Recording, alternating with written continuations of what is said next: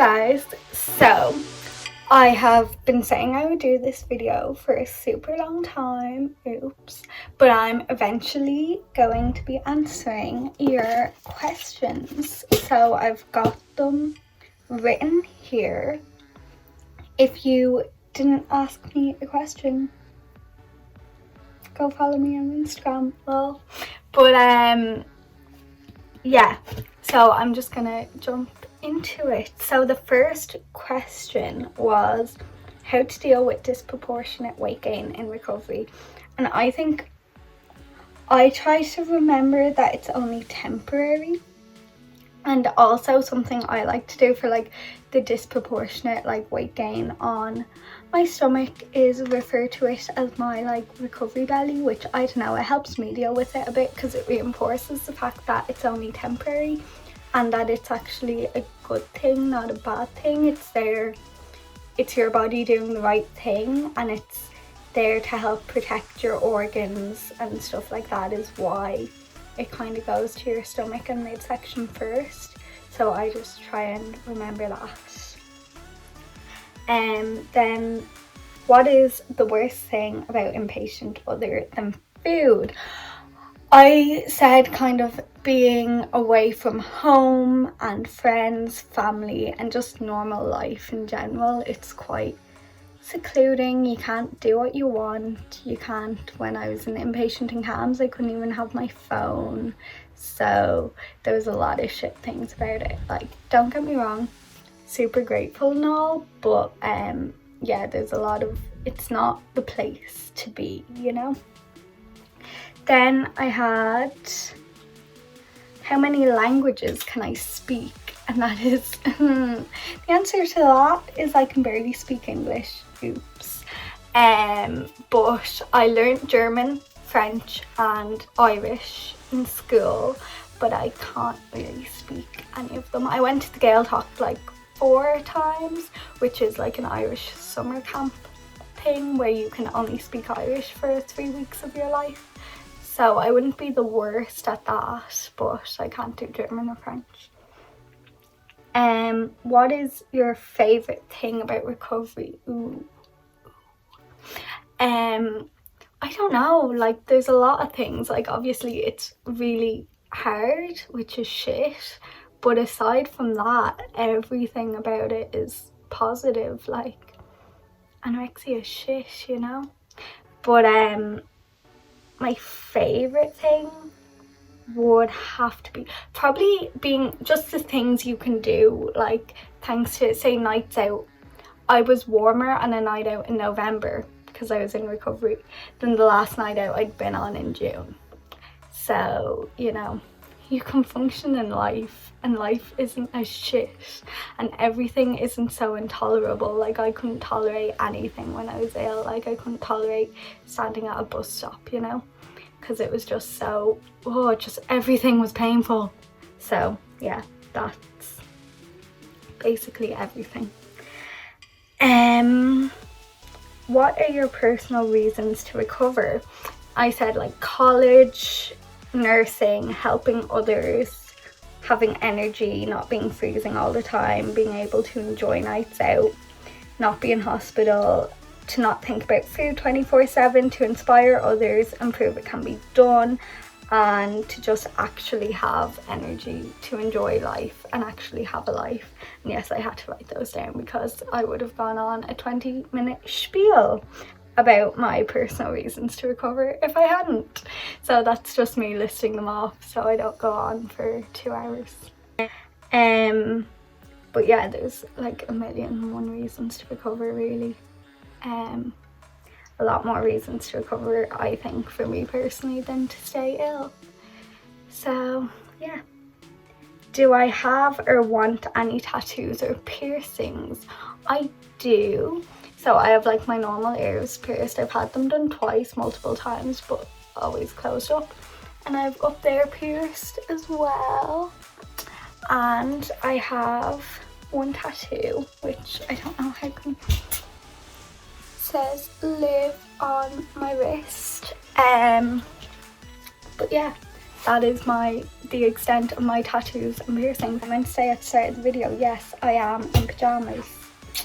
Oh well, so that's why my legs are out. I wear shorts, pyjamas, I don't know, but yeah.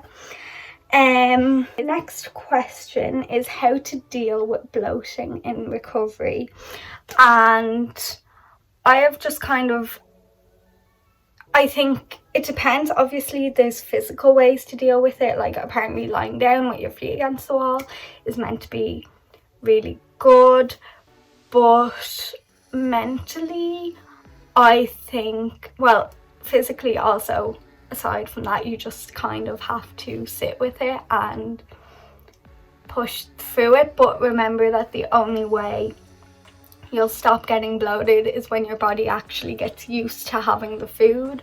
So, you know, a way to not avoid bloating, but kind of reduce bloating is to keep eating anyway. Will reduce it in the long run.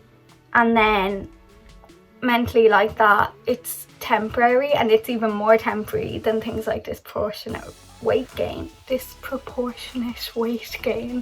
That is hard to say fast.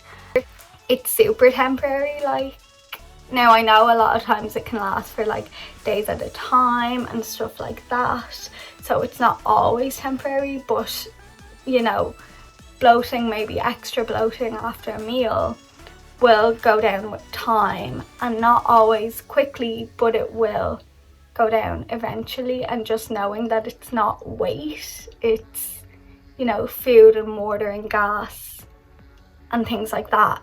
It's not actual weight, which I think is a super important thing to remember, because obviously bloating can change after a meal, but your actual weight can't change from one meal.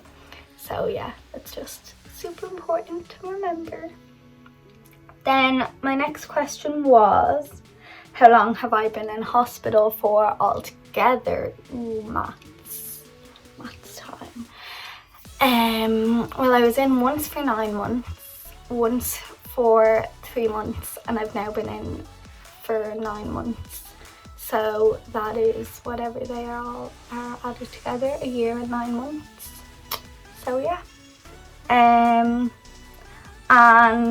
the last question I'm going to answer is, what was your lowest point in relation to anorexia?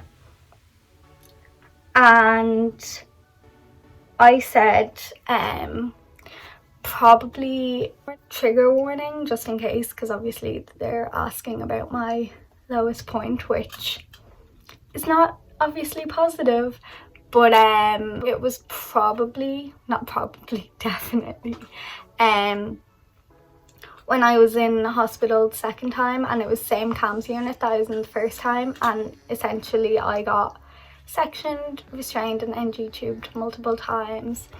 And it wasn't even just that, it was like the fact, and now in some ways I'm grateful for this, but it also kind of made it harder. It made it easier and harder. It's the fact that it was with staff that I had known really well and for really long. It was just kind of sad because they'd seen me do okay. It was kind of a dignity thing that they had to do that to me. Was really hard, because I feel like, at least if it's someone you don't know too well, it's like, you know, you'll never see them again. Obviously I probably never will now because I've left, but they just knew me so well and for so long. It was kind of like an almost embarrassing for that to have to happen, and for them to have to see that and actually do it. It was very much a last resort thing. Like, I was the first person for it to happen to in that unit ever, so it was just, I knew how last resort it was, and I knew that they, like, well, I didn't really know at the time, but I know now, like, they didn't want to do it at all. So the fact that it still had to happen is just not ideal. So yeah, that was probably my lowest point. And that is the last question I'm going to answer for today. day. But if you have any other questions, feel free to leave them in the comment or send them to me on Instagram, and I can try and do another one someday. I think I have questions saved for a specific Q&A based on inpatient experiences, so if you want to see that, let me know. But yeah, I hope you enjoyed. Please like and subscribe. But yeah, I'll see you in my next video. Bye!